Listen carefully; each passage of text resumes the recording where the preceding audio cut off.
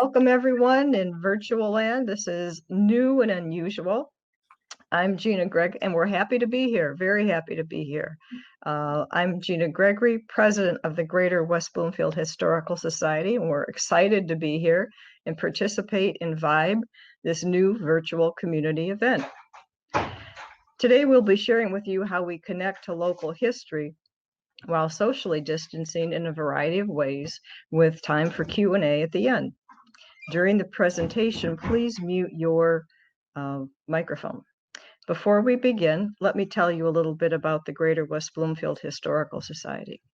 It's a 46-year-old nonprofit volunteer organization whose mission is to collect, preserve, stimulate interest in the history of Keego Harbor, Sylvan Lake, Orchard Lake, and West Bloomfield, Greater West Bloomfield. Through our efforts, Apple Island was listed in the National Register of Historic Places in 2018. The Society provides many benefits to the community, even during COVID. We host monthly Orchard Lake Museum open houses, now virtual, speaker presentations, also virtual, e-blasts, social media communications, and YouTube videos, and we'll be exploring those today.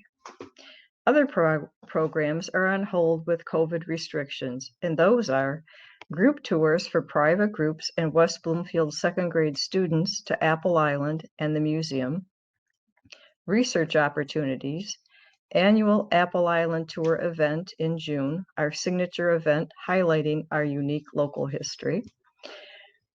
And we also have exhibits outside at the Orchard Lake Museum, and we'll be sharing more about that soon. So all of this adds to value to the community, and we hope you visit our website, gwbhs.org, to learn more about our history, sign up for e-blasts, and become a member. And you can follow us on Facebook and Instagram. And we are also happy that we have supporters like Melaleuca and Porch.com, as well as many support from many civic organizations such as Civic Center TV. We now have volunteer opportunities with socially distancing in place too. To learn more, please plan to attend a proposed December Zoom meeting. We hope to post details in November on our website. In November, you can join us for our events virtually. That we're going to be talking about the 19th Amendment, the women's right to vote, on Sunday, November 8th. We virtually celebrate the 100th anniversary of the 19th Amendment, the women's right to vote, with historian Barb Fry. And we'll hear about a local historian in our area. Former League of Women Voters Deb Macon will join us as well. It'll be informative. Also, on Veterans Day, we'll have a terrific presentation called D-Day, the most important day in 2,000 years. Failure of the Normandy landings could have resulted in a very different world than we know today. Historian James Kraft virtually details these difficulties, losses, and successes in a compelling presentation. And finally, in December, we'll have the virtual Night Before Christmas Collection Open House. December 13th at 1 p.m. as collector Kathy Haas shares some of her 150 editions of the Night Before Christmas books, highlighting their unique features. Now, I'm pleased to present to you Cory Taylor, today's presenter. Cory began supporting the Historical Society as the Office and Activities Coordinator in 2019, and in 2020 began handling our publicity.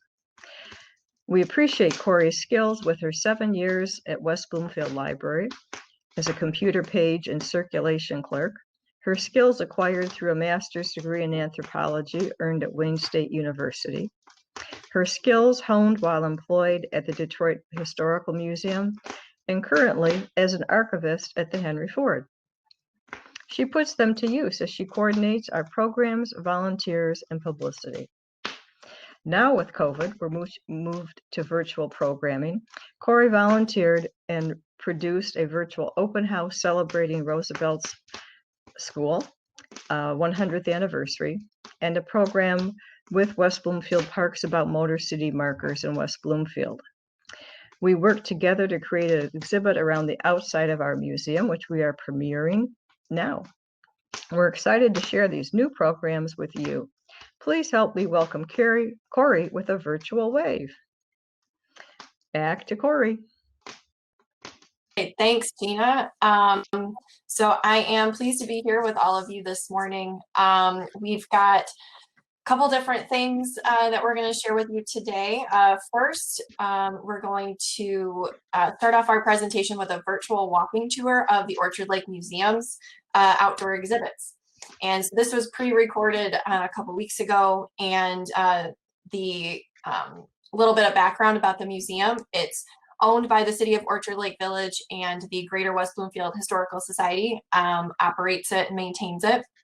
And even though the museum remains closed, you can still take in some history on the grounds outside. Let's take a look at what we have to offer.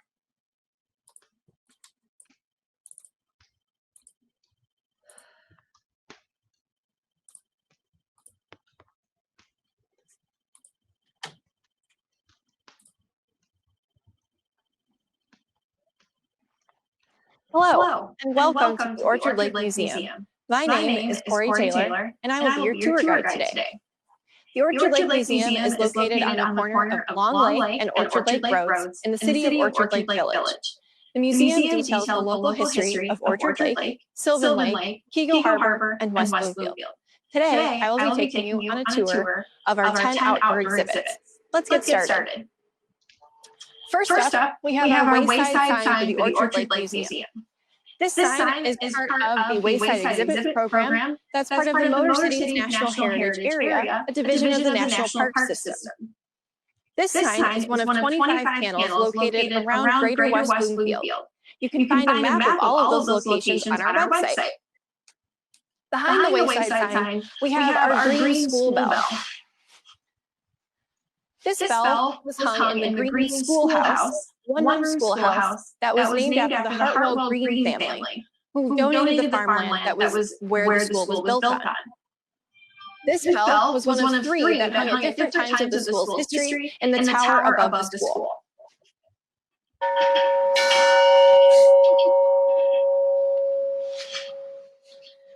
Up next, on our south side of the museum, we have our Three Sisters Garden Space. In North America, Native Americans practice companion gardening. That means that they combine the three main agricultural crops of squash, maize, and climbing beans, which promoted more successful growth for all. Next to our garden, we have our newest exhibit, which is our embedded tree. A society member rescued this tree section in the fall of 2020, and it has embedded street signs right into the bark. In 1928, these two street signs were nailed to the tree as street markers. Over time, as the tree grew, it began to envelop the street signs, and the signs almost completely disappeared until the tree was about to be cut down, and our member rescued it and donated it to the museum in the fall of 2020. On the west side of our museum is our front porch. First exhibit we have here is our grinding stone. Now, this stone would be used to sharpen tools made of iron, and guests can sit on the grinding stone and see what it's like to sharpen a tool when the grinding stone is on exhibit in the museum. Next to the grinding stone, we have our doctor's carriage. And this carriage was used in the early 1900s when doctors would travel from house to house to make house calls to visit sick patients. There's a couple of features of this carriage that make it important. One of them are these high wheels. So the wheels would help the doctor navigate the carriage around potholes, which are very common in Michigan. And this dash, which helped protect the doctor's legs from mud and stone and sand that would be kicked up as the carriage traveled along. Behind the carriage is our stoneware crock. Now, the Western stoneware crock was made after 1905. Crocks like this were used to preserve food. European settlers in the area might have used this in a variety of preservation methods, like salting, pickling, and sugaring. Behind our crock, we have this window. Now, the window would have been in one of the buildings on the Michigan Military Academy's campus. Michigan Military Academy became the Orchard Lake Schools. The academy ran from 1877 to 1907 and was known as the West Point of the West during its tenure in Orchard Lake. Up next on the north side of our museum, we have our Apple Island sign. In 2019, this sign right here was installed detailing the history of Apple Island. Apple Island itself is a geological rarity. Lakes as small as Orchard Lake don't often have islands as big as Apple Island in the middle of them. In 2018, Apple Island was listed on the National Register of Historic Places for its archaeological significance. Next to the Apple Island sign, we have our conglomerate boulder, which you may have seen as you drive past the museum. This boulder weighs in at 4,400 pounds, and it's made of jasper pebbles, cemented together over millions of years by a finer mix of quartz sand. This was discovered in Milford and donated by a former GWBHS president in the 1970s as a tribute to the glacier that formed Apple Island and its surrounding lakes. Our 10th and final outdoor exhibit is our archaeology dig box. Now, this dig box would be open during outdoor events and during Apple Island tours.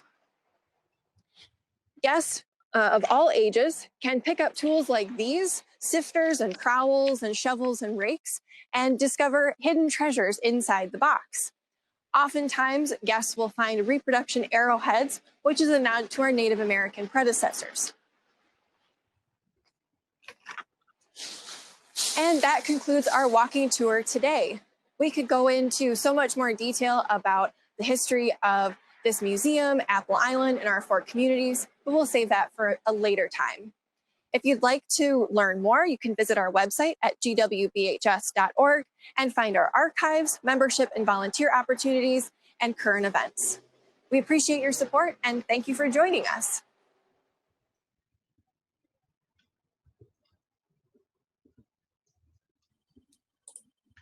So that was our entrance into the world of Hollywood. We decided to record an outdoor exhibit tour because we've been talking about it for a while, and thankfully for Vibe, we had an excuse to do it. So we hope you enjoyed that. The outdoor exhibits are always open. You can visit the museum and those exhibits anytime. We are currently working on some small renovations and upgrades to the inside of our museum, and we'll hopefully be able to reopen and share those things with all of you in 2021. So if you remember from the very first exhibit that the video talked about was our wayside sign in front of the Orchard Lake Museum. And I'd like to go into a little bit more detail about those. So let me get that presentation up. And okay, go. All right. All right, so let's see.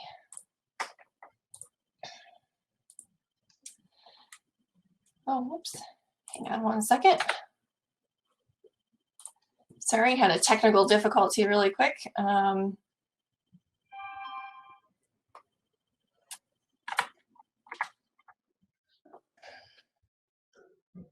Oops.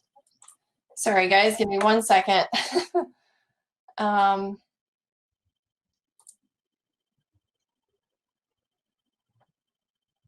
am I not seeing this? Okay.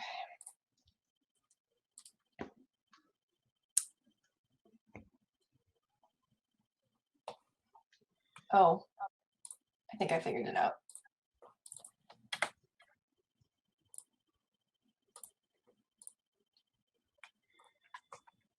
Okay, there we go.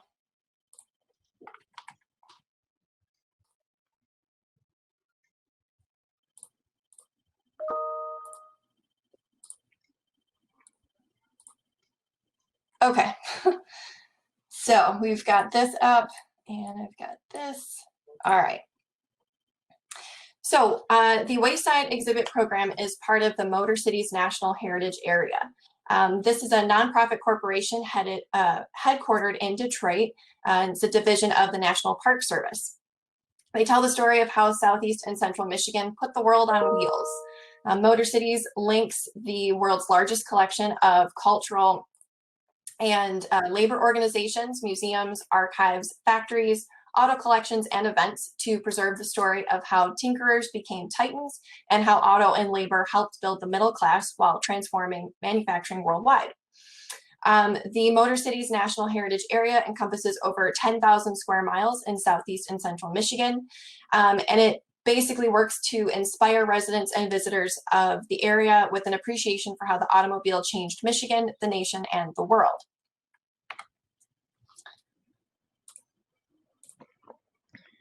Through a grant from the Federal Highway Administration, the Michigan Department of Transportation, and the Michigan Department of History, Arts, and Libraries, Motor Cities was able to create a comprehensive system of over 250 outdoor exhibits in communities throughout central and southeastern Michigan.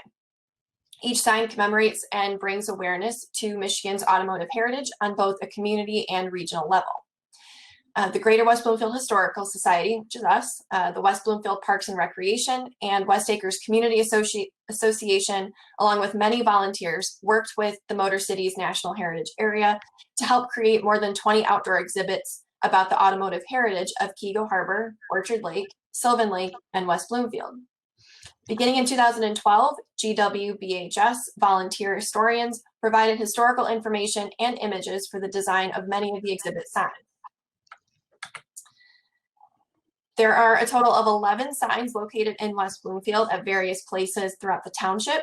Special thanks go out to the West Acres Women's Club, West Acres Credit Union, Pine Lake Country Club, and West Bloomfield Township for sponsorship of the signs, along with Scott Boone, Kyle Stalter, Ron Gay, and Kara Kazanowski for the historic content.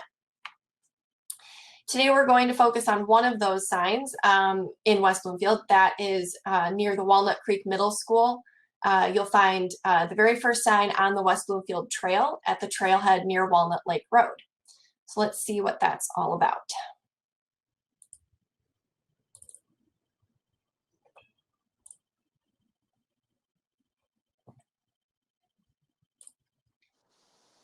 For over 130 years, railroad locomotives thundered through this beautiful countryside. The Michigan Airline Railroad was completed in 1884, a branch of the historic Grand Trunk Railroad, which became a vital shipping network between manufacturing centers of the automobile industry. As the railway was abandoned, the original tracks were torn up and the natural corridor was preserved.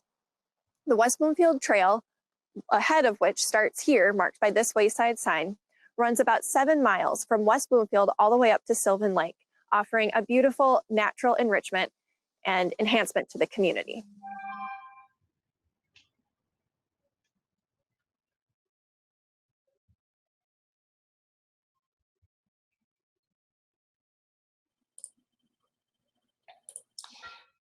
So next up, we've got the city of Orchard Lake, which has a total of 4 signs in its small community, all located around the Orchard Lake Museum, which is at the corner of Orchard Lake and Long Lake Roads, the subject of that first video we saw.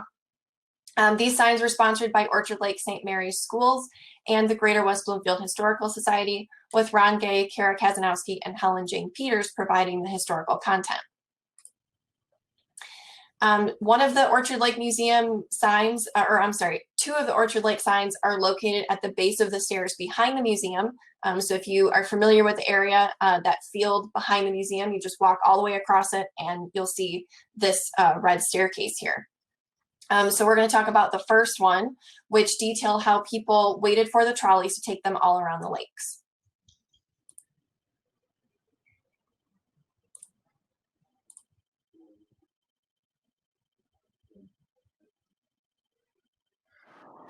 The trolley system made it easy to travel the lakes of Oakland County. In the early 1900s, people got off or waited at platforms specifically built to access the train tracks. The Detroit United Railway purchased land from local farmers to build more tracks and more waiting platforms. Taxes on this property forced the railway to charge high fares, eventually leading to the demise of the trolley system. Here, where Long Lake crosses the parallel tracks of the Detroit United Railway and the Grand Trunk Railroad are stairs similar to those that people use to get on and off the trolleys.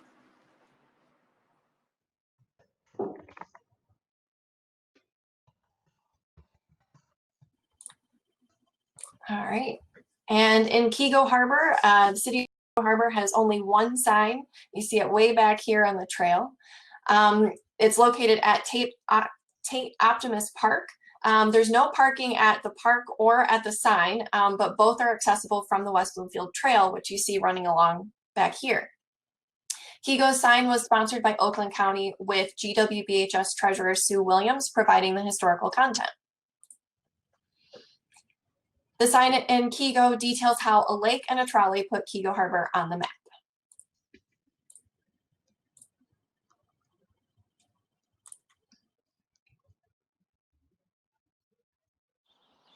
Cass Lake was a quiet paradise for farmers and merchants until the Grand Trunk Railroad, which used to run right along this trail, started bringing weekenders up from Pontiac and Detroit to the area. In 1912, real estate developer Joseph Sawyer began selling off lots on the lake and Orchard Lake Road, bringing in new residents, primarily factory workers and skilled tradespeople working for the landowners, resorts, and merchants of the area. Keego Harbor officially became a city in 1955 at the intersections of Cass Lake and Orchard Lake roads. Today, it remains a gateway to the many attractions of Oakland County's lakes.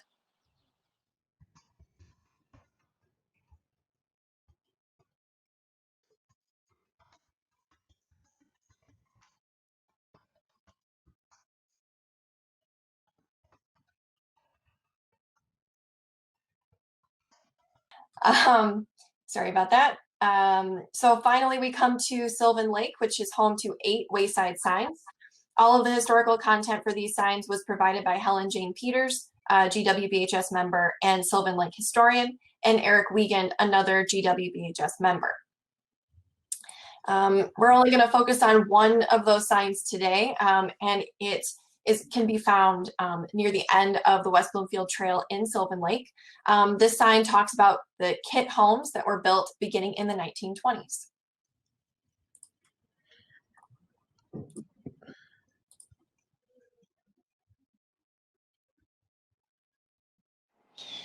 Demand for housing skyrocketed in the early 1900s as thousands came to Southeast Michigan in search of jobs in the burgeoning auto industry.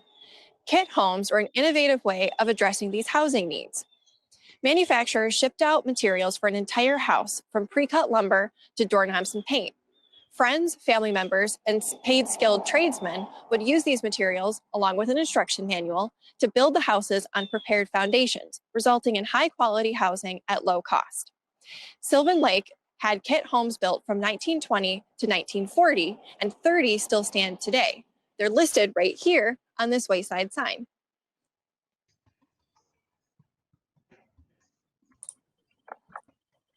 All right. So this map here we have is all of the different signs in the greater West Bloomfield area. Part of our goal with that presentation was to generate a sign like that, or a map like this rather. And that will be coming soon. Hopefully by the end of the year, we'll have a map up on our website. So if anybody wants to visit these signs, I know it's getting cold out, but the West Bloomfield Trail is still open. So if you take a walk or ride a bike anywhere on the trail, you're bound to see at least one of these signs pop up, and you know, stop and read them and learn about the automotive history in the area. So thank you for that. Let me end the PowerPoint. So that basically wraps up what we have for you today. We can take any questions or comments now. Just so you know that if for anybody interested, we have, let me get my, our website up for everybody to see.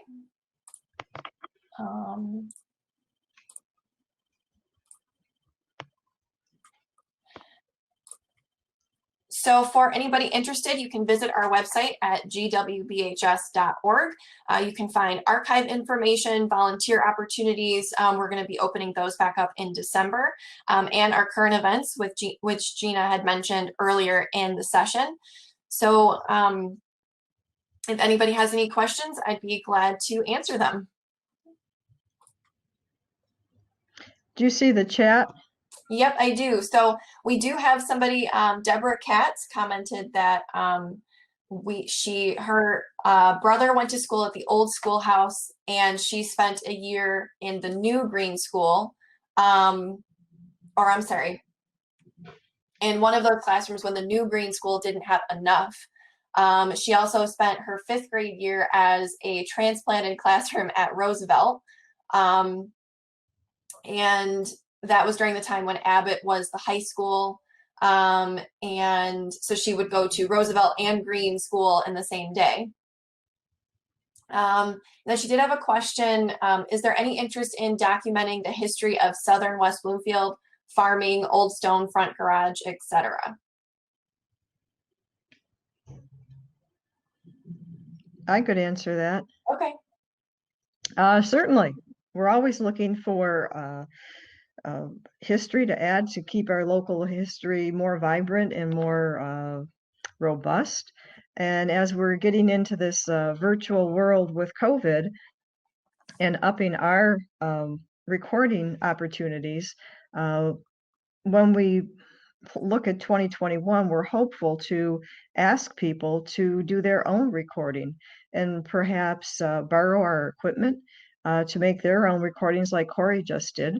Those are our first efforts in that regard, and we think it's a great way to record local history. So if you have somebody to interview or want to do your own virtual tour like Cory did, that would be terrific. I can think of quite a few things off the top of our head. So we'll be looking at that in December, hopefully with a open house or a Zoom meeting where you can attend, and we'll have that information on our website. And as Cory just posted, you can contact her at cory@gwbhs.org to contact her. She works with volunteers and coordinates our efforts. So that would be terrific. And if you have any photos, if you could scan them and send them to us, that would be great as well.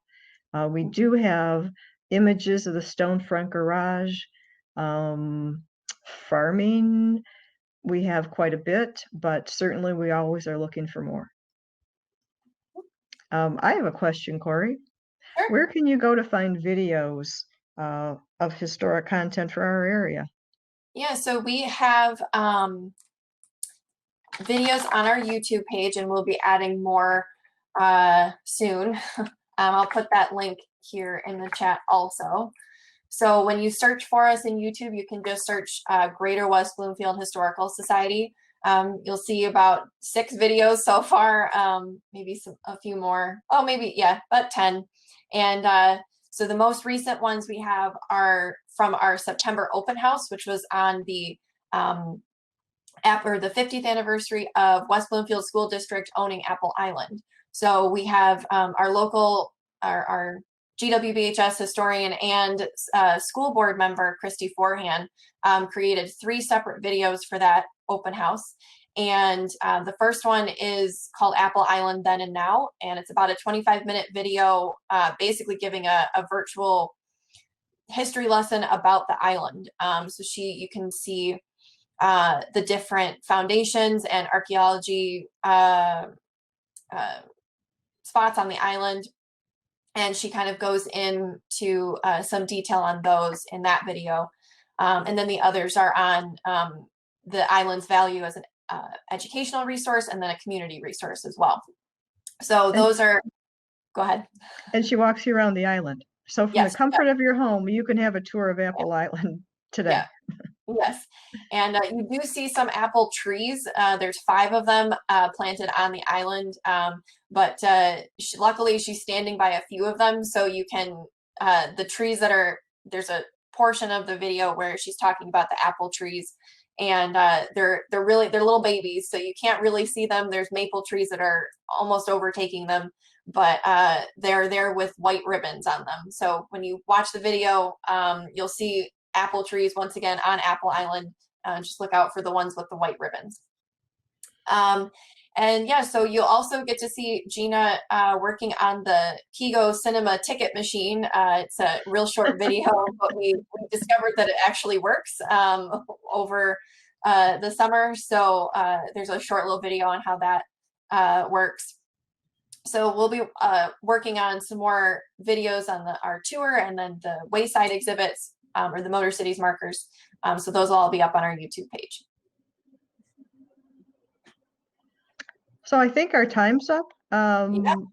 Oh. I don't know if we're live anymore. We can certainly chat on about local history because there's always interesting things to keep talking about. But if Dave Scott needs to move the program forward, we're ready to do that. All right. Dave, do you have any thoughts about that? If you're there. I'm not sure he's there anymore, so they might have already moved on. Well, we thank all of you who joined us. Deborah, thank you for your comments on your history with the West Bloomfield schools. That was very interesting to hear. And thank you everybody else for joining us. So Cory, can you chat on for a minute and tell them about our collecting memories efforts as well? Yeah. So back in May, when we kind of started doing our virtual, we started thinking about how to do our events virtually. We came up with a project we're calling Collecting Memories. And it started with 2 projects, one for just COVID-19, how your life has changed, how it's affected you, and your families and your way of life, that kind of thing, along with the class of 2020 and how the pandemic affected them. And then we kind of morphed that into a monthly collection. This month for October, it was fall and Halloween memories. And then next month will be memories about veterans, whether you're a veteran or if you know somebody who is a veteran, and their story or memories that you have about them. So that kind of thing. All of those things will be posted on our website and our social media pages. So even the past ones, so you can still submit your memories, photographs, stories, up until there's no deadline. So we introduce a new topic every month, but you can, for instance, August was Vintage Car Month. So you can still submit those memories if you have memories of or stories about vintage cars. Those are all on our website, like I said. Cory, if I'm not sure how long we're live, is there any opportunity for you to share your screen and go to our website and show people around the website? Yeah, so it looks like Deborah Katz said that she can still hear and see us, so we'll spend a few more minutes on the website. So let me get that up here. Oops, wrong one. Okay, so here's this. So as Cory does that, I can tell you that there's actually 23 videos on YouTube. If you go to Civic Center TV, they have many of them there as well. So there's all kinds of presentations. So back to you, Cory, and you can show them your website or our website and like how to get around to the different areas. So sure. So this is the home page, right? So right up in front, we've got all of our events here. And these are our links to register to go to the actual Zoom meeting. So our next one is the 19th Amendment Women's Right to Vote. That's on Sunday, November 8th at 1 p.m. And there's no need to register ahead of time. You can just click on this link through Zoom and you'll join the event. So I'll start with Apple Island. So on the far side, we've got Apple Island tours here. But this has some information on the tours itself, and then, kind of when they are. So right now we're hoping to do the tours in person next year, but if not, we'll do something virtually instead. And we also have, just general information about the trip, or I'm sorry, the tour in general. We also have information in our education page on Apple Island. So if you go to education and then click on Apple Island, you'll be taken to this page, which has some history about the island itself. And then we were listed on the National Register of Historic Places, which for those of you who didn't know, it's a federal list of property, buildings, anything deemed historic, that basically when the property or the building is listed on this list, it's awarded a certain type of protection from being torn down or being built on. So we had that Apple Island listed as a historic site back in 2018 to further protect it from anything happening to it, so we can preserve it as the woodland sanctuary. And then we talk about Apple Island and when it was donated to the West Bloomfield School District, archaeology on Apple Island, and then visiting the island. For other information or other education, we have the Wayside Exhibit program, which we have images of all of the signs that are around the area. And then we have, scrolling all the way down, then we have some brief background information about the program and the signs. And then there's a couple videos that we have linked on here, and the map of all of these signs will be posted hopefully by the end of the year, if not sooner. And then we'll also have the videos that you saw today. I don't know how great of quality they came through during the session, but those will also be posted on our YouTube page and our website. All right, Cory. I understand from the folks running this event that the way we end our session is to close it, and then I expect people would choose the next thing to watch, and we'll conclude it here so that they can do that. Thank you for joining us. Yep. Thank you very much. We look forward to seeing you virtually and live later on down the road. Bye-bye. Bye-bye.